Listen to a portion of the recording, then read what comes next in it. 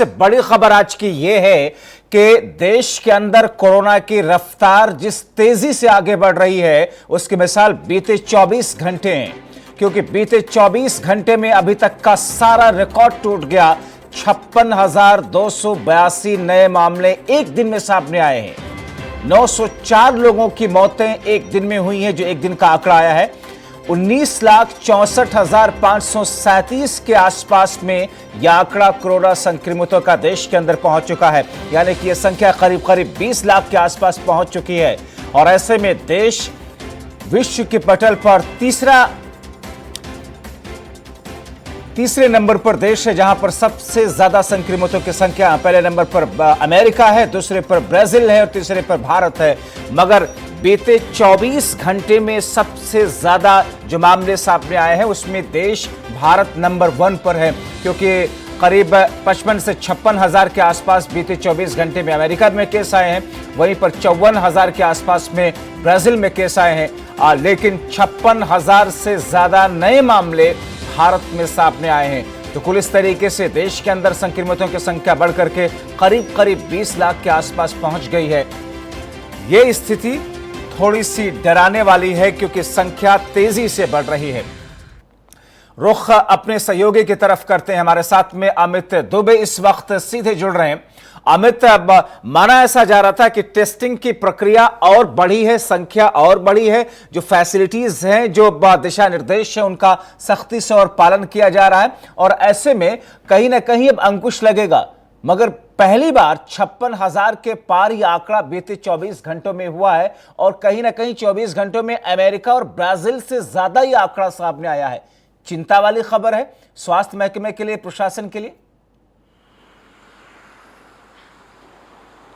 जी बिल्कुल, देखिए सबसे बड़ी बात है, अगर 24 घंटों की बात हो रही है तो 24 घंटे में विश्व में नंबर 1 है। सबसे ज़्यादा मामले जो है रिसेंटली भारत में ही आ रहे हैं। हालांकि हम तीसरे नंबर पे हैं और उन देशों से संख्या हमारी बाकी दोनों देशों से बहुत पीछे है।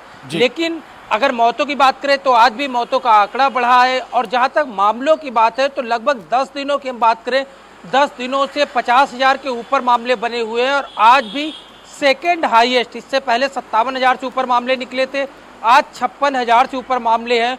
और जो तमाम लगातार राजनीतिक प्रतिक्रियाएं आ रही है स्वास्थ्य मंत्रालय की, कोरोना के साथ में लोगों को जीना सीखना होगा, तो यही लगता है कि लोग जो है वो कोरोना के साथ में जीना सीख चुके हैं। भले ही मामले लगातार बढ़ रहे हों, लेकिन लोगों पे इसका ज़्यादा असर नहीं दिख रहा है, और लोग जिस तरह से अपने रूटीन वर्क में काम करते हैं उसी तरह से यहाँ करते हुए नजर आ रहे हैं। दूसरी सबसे बड़ी चीज़ कि जहाँ तक एहतियात की बात है, तो अगर जिस तरह से बिना मास्क के चालान किए जा रहे हैं या अन्य तमाम चीज़ें जो है वो सरकार की तरफ से गाइडलाइंस जारी की गई है, उनका थोड़ा बहुत डर लोगों के अंदर दिखता है। अदरवाइज सोशल डिस्टेंस भी आपको नदारद मिलेगी, मास्क भी लोगों के चेहरे पे नहीं मिलेगा, और यही बड़ी वजह है कि मामले लगातार बढ़ रहे हैं। जी। और ऐसे में अमित, अब जाहिर तौर पर कहीं ना कहीं सब कुछ लगभग खुला हुआ है, हर तरफ लोगों की आवाजाही है, मार्केट, दुकानें, बाजार, मंडियां। हालांकि कुछ चीज़ों को छोड़ दिया जाए, सिनेमा घर या फिर दूसरे ऐसी चीज़ों को। ऐसे में क्या आने वाले दिनों के लिए लॉकडाउन, अनलॉक 3 ये चल रहा है, अगला जो 1 महीना होगा उसके बाद में कुछ रणनीतियों में बदलाव को लेकर कोई चर्चा हो रही है, या अब ऐसे ही चलेगा, कोरोना के साथ हमने जीना सीखा है और इसी के साथ जीना होगा?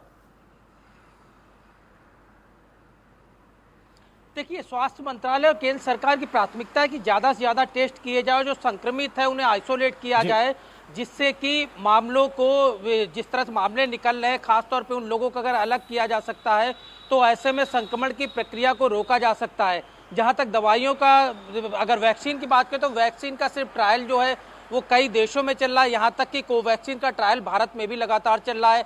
कई डॉक्टर्स अपने अलग अलग दावे कर रहे हैं, लेकिन पीछे जाना संभव नहीं है। अब अनलॉक 3 आ चुका है, तो ऐसे में अगर कोई चाहे लॉकडाउन की बात करे या चीज़ों को रोकने की बात करे, वो स्थिति में देश नहीं दिख रहा, और लोग भी इस बात को नहीं चाहते। यही वजह थी कि 5 तारीख से जब जिम स्टार्ट हुआ या तमाम अन्य चीज़ों को और छूट दी गई है, तो वहाँ पे भी जिन लोगों को लिमिटेड लोगों के साथ में जिम की सुविधाएं दी गई, अरे वो लोग भी चाहते हैं कि ये सुविधाएं बढ़ाई जाए, यानी वो जो लिमिटेड प्रोसीजर है उसे और थोड़ा बढ़ाया जाए और लोग ज़्यादा से ज़्यादा आ सके। तो लोग इससे कंप्रोमाइज करते हुए नजर नहीं आते हैं और जाहिर तौर पर जिस तरह जी संक्रमण की अमित, स्थिति बढ़ी है, संक्षेप जिसकी में मैं आखिरी लगातार सवाल है बात कर रहा हूं कि जिस तरह देश अमित, WHO ने भी एक चेतावनी जताई है, चेतावनी भी जारी की है कि लोगों को जरा और संभलने की जरूरत है, क्योंकि एक वैक्सीन के भरोसे मत रहिए। वैक्सीन अभी प्रक्रिया में चल रही है, पूर्ण रूप से ये वैक्सीन उसका इलाज भी नहीं है। इस किस्म के अंदेशे और इस किस्म की बातें WHO ने की हैं, यानी कि हमें और ज्यादा सतर्क रहने की जरूरत है। जी बिल्कुल, इसमें कोई दो राय नहीं। लोगों को जागरूक होना पड़ेगा, लोगों को समझना पड़ेगा कि संक्रमण किस तरह से फैलता है और किस तरह से लोग जो हैं एक दूसरे को संक्रमित करते जा रहे हैं। यही सबसे बड़ी चीज़ है कि जब से कोरोना स्टार्ट हुआ है, चाहे लॉकडाउन 1 की बात करें, तब से खुद देश के प्रधानमंत्री इस बात को लेकर लोगों को दिशा निर्देश दे चुके हैं। तमाम तरह की पहल की गई है, चाहे स्वास्थ्य मंत्रालय की तरफ से हो, चाहे प्रदेश सरकार की तरफ से हो। लेकिन जब तक लोग इस बात को नहीं समझेंगे कि कोरोना से संक्रमण का बचाव की अगर हम बात करें तो सिर्फ जो सोशल डिस्टेंस और मास्क है, 2 ही एहतियात हैं।